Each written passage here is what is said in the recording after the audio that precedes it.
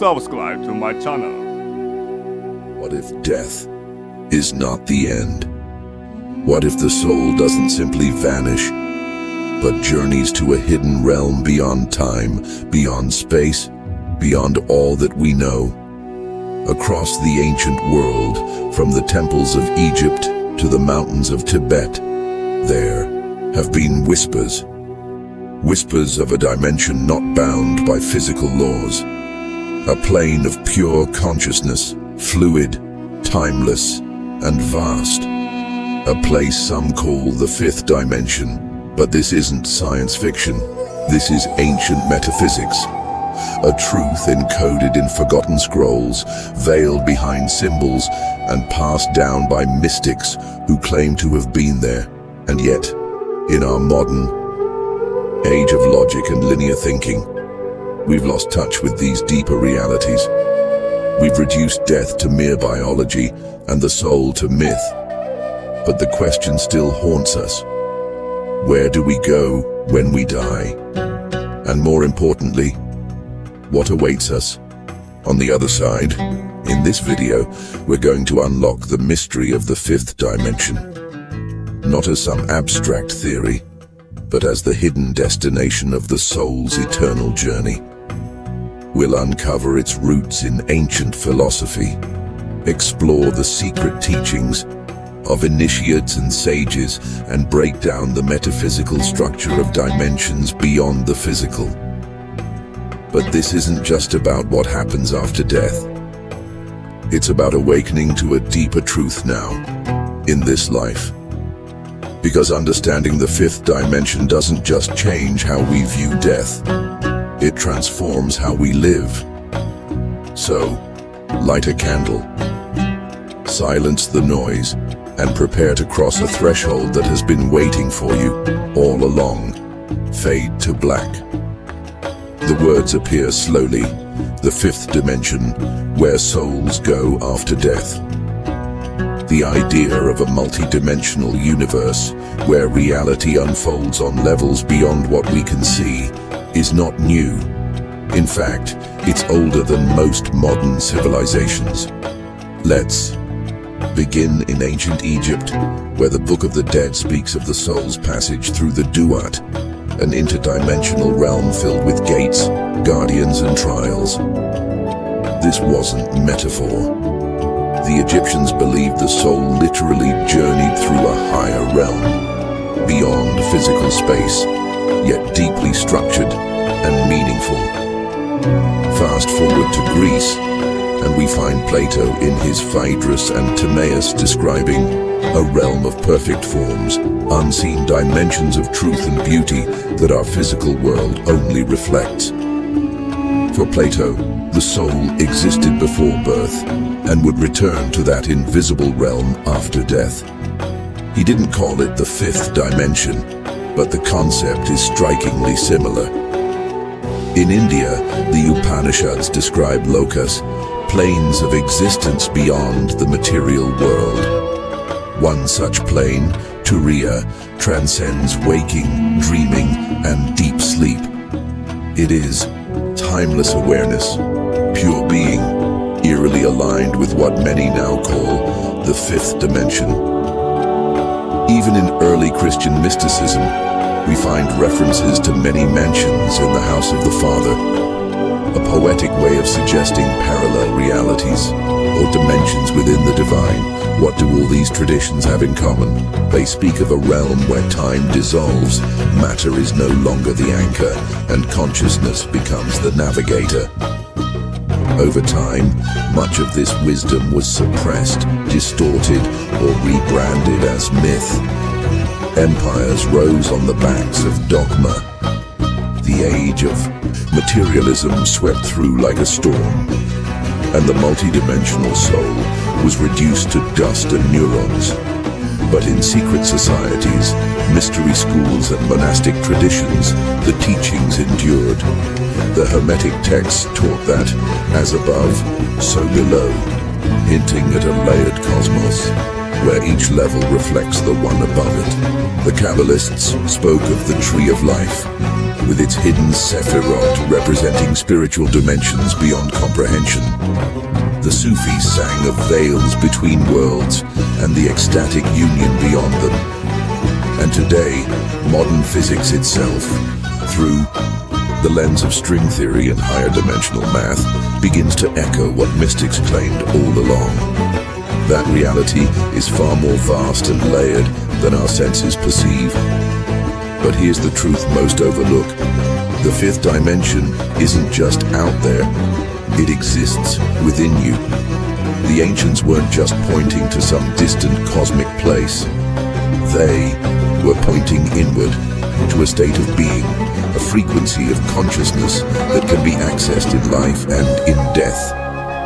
They knew that to understand where the soul goes after death, we must first understand who and what the soul truly is. So what is the fifth dimension?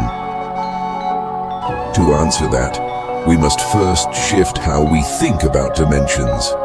In our physical world, we live in the third dimension, a realm of length, width, and height. We move through the fourth dimension, which is time. But the fifth dimension isn't simply another layer stacked on top of the others. It's a shift in consciousness. Imagine this. You're a character drawn on a flat sheet of paper, living in two dimensions. You see only lines, not depth. Now imagine trying to comprehend a 3D object entering your world.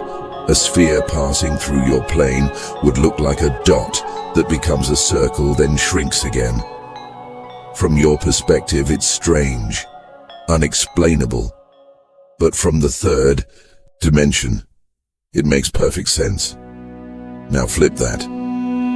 We are the flat characters, and the fifth dimension is the next layer up. Not just in space, but in awareness.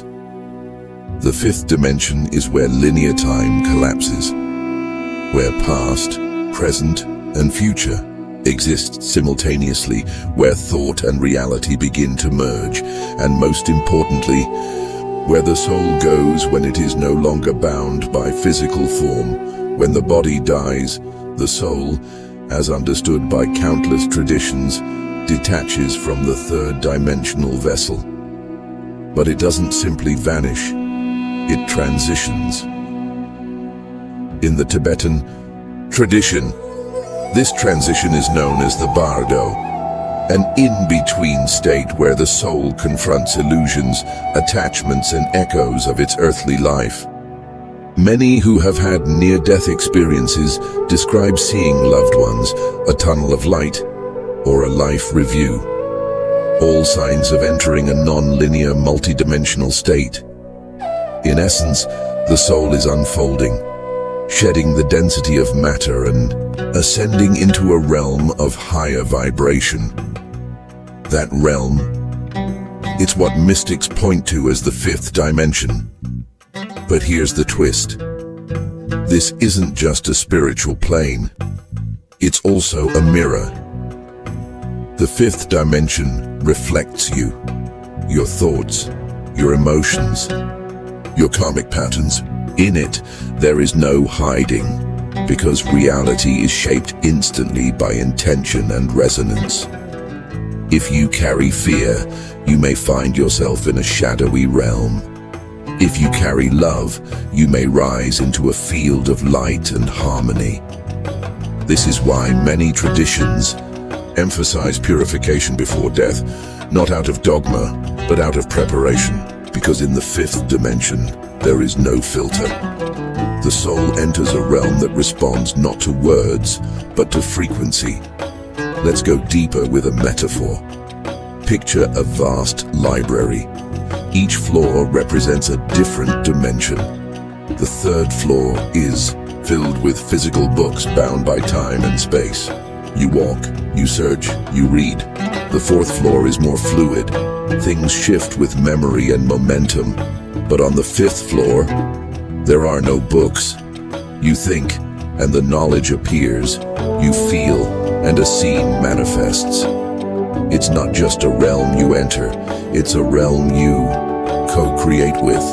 And this is why many say the soul doesn't just go to the fifth dimension after death, it becomes part of it. But here's the most mind-bending part. Some souls never wait for death to get there. Through deep meditation, astral travel, near-death experiences, and initiatory rites, many have claimed to enter the fifth dimension while still alive. They return transformed, speaking of unity, divine intelligence, and a new understanding of their true nature. It's not a fantasy, it's a possibility, and it leads us to a deeper truth. The fifth dimension may not be somewhere the soul goes.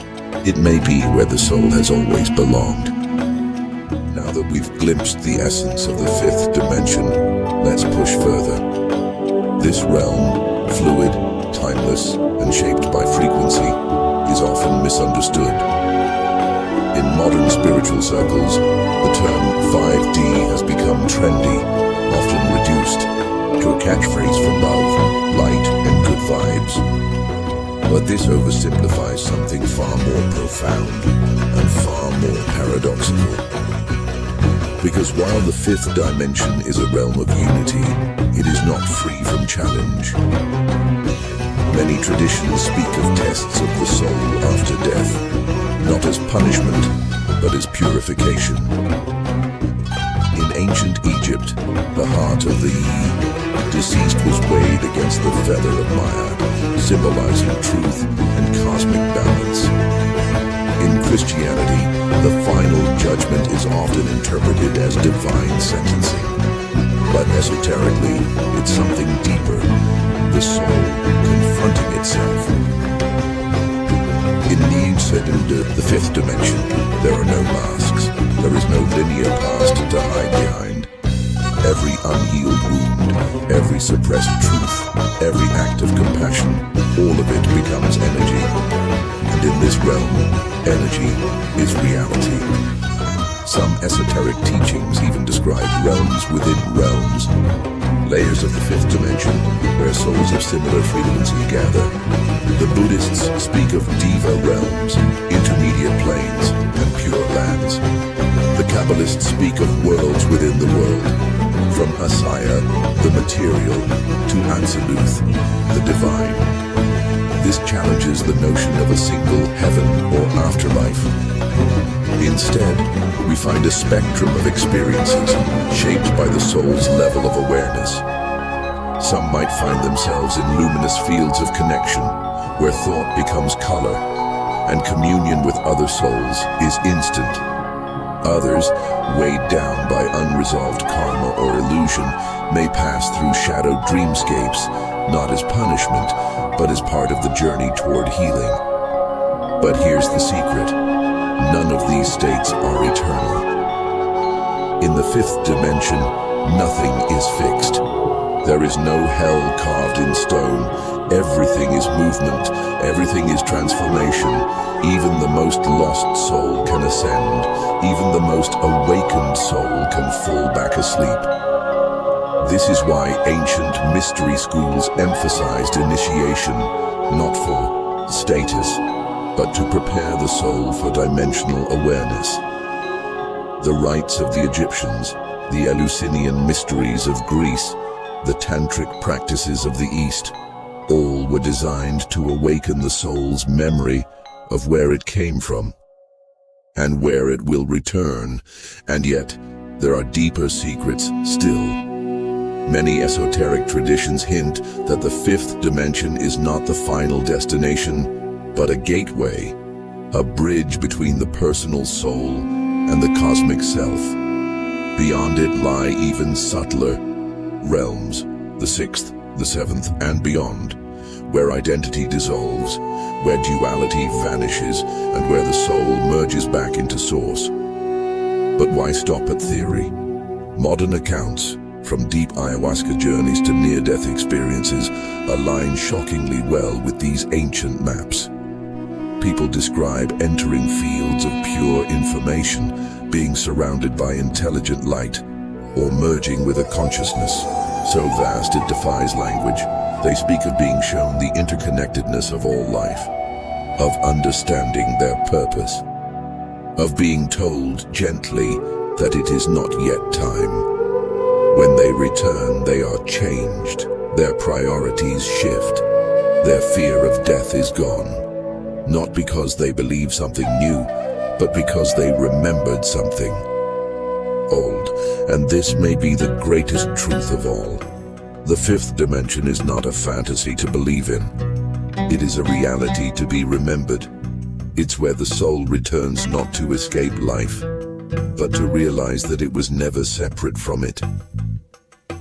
So, if the fifth dimension is where the soul journeys after death, a realm of thought-responsive reality, timeless awareness, and energetic resonance, the next question becomes, can we touch it now? The answer is yes. And countless mystics, monks, and seekers have shown us how. You don't need to die to glimpse the fifth dimension. You need only to shift your frequency. 1. Access through conscious stillness. The first doorway is stillness. When you silence the mind, truly silence it, you begin to feel something deeper, something beneath the constant stream of thoughts. This is where the veil thins. Try this ritual. Sit in complete silence. No music, no distractions. Close your eyes and breathe deeply. Visualize yourself rising above your body as if you're observing from beyond time. Then whisper this phrase inwardly. I remember the dimension of my soul. Don't force it, just feel. Let your awareness stretch beyond the room. Let time blur. This is the first touch of 5D awareness. 2. Shift from linear to spherical. Thinking the third dimension is ruled by sequence. First this, then that. Cause and effect. But in the fifth dimension, everything exists at once. To train your mind for this, try practicing spherical awareness. Pick a moment from your past that still carries emotion. Instead of reliving it through memory, observe it from above, as if watching a play unfold. Now, imagine how it connects to your present and how it shaped your future. See it all at once, not as a line, but as a web. This practice can begin to rewire your perception of time, a vital step in aligning with fifth dimensional consciousness. 3. Cleanse the soul's frequency. As we've explored, the fifth dimension mirrors your essence. To navigate it clearly, in life or after death, it helps to release the weights we carry. Here are simple, powerful rituals. Fire writing. Write down fears, regrets, or recurring emotional loops. Burn them safely. As the paper turns to ash, visualize that energy leaving your field. Sound cleansing. Use binaural beads or crystal bowls tuned to 528 Hz or 963 Hz. Frequencies set to align with transformation and divine connection.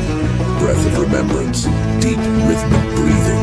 4 seconds in, 4 hold, 4 out, 4 hold. While visualizing your soul reconnecting with its cosmic origin. These tools aren't just spiritual fluff. They tune your resonance. And resonance is the language of the fifth dimension. 4. Live as a multi-dimensional being. Ultimately, the greatest practice is living from the understanding that you are more than a body, more than a name. Ask yourself, each day, what would it look like to live as a soul, not a role? Move through the world as if you're already in contact with a higher plane. Because in truth, you are. You are the bridge between dimensions. And the more you remember that, the easier it becomes to access the fifth, even while grounded in the third. So now we return. not to an end, but to a beginning. We began with a question. Where does the soul go after death? And what we've uncovered is not just a place, but a state, a frequency, a realm that waits not just beyond life, but within it. The fifth dimension is not fantasy. It is not fiction. It is the forgotten homeland of the soul, the place where time folds, where thought becomes creation, where energy reveals truth. It is the realm whispered of by priests in hidden chambers, mapped by mystics in midnight visions, remembered by those who died and returned. But here's the greatest secret of all. You don't have to wait until death to return. You can align with that frequency now, in your silence, in your intention, in the way you love, think, and see the world. Because every time you choose awareness over reaction, presence over fear, compassion over control, you step into the doorway of the fifth dimension. And if you can live from that space, and even for a moment, then death holds no power. Because the part of you that fears death has never truly lived. So I leave you with this question. What if you're not just here to pass through life, but to remember what lies beyond it? What if your soul didn't come here to escape the fifth dimension, but to bring it here? Let that question echo through you, not as a concept, but as a call. And if it stirs something ancient in you, then you're already beginning to remember. Welcome back, traveler. If this resonated with you, let it ripple, like, share, and leave your insights below. And don't forget to subscribe, because there are many more hidden truths to uncover together. Until next time, walk between worlds.